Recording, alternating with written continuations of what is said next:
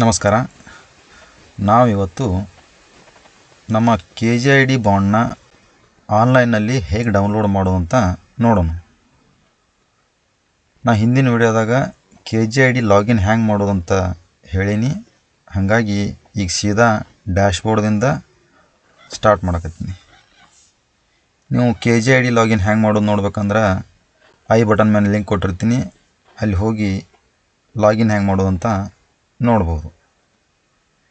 ಬರ್ರಿ ಈಗ bond download ಮಾಡೋದು ಹೆಂಗಂತ ನೋಡೋಣ.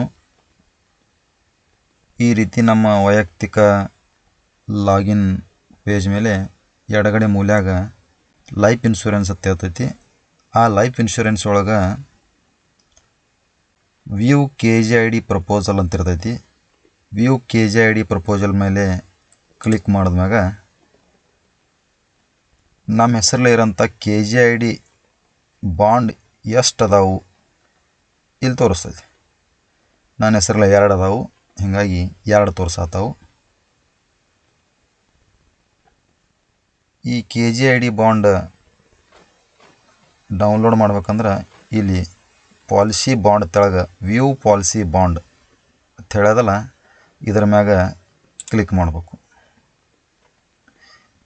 ಕ್ಲಿಕ್ ಮಾಡಿದ್ಮ್ಯಾಗ ನಮ್ಮ KJID ಬಾಂಡ್ ಈ ರೀತಿ PDF ಡೌನ್ಲೋಡ್ ಆಗಿ ಓಪನ್ ಆಗುತ್ತೆ.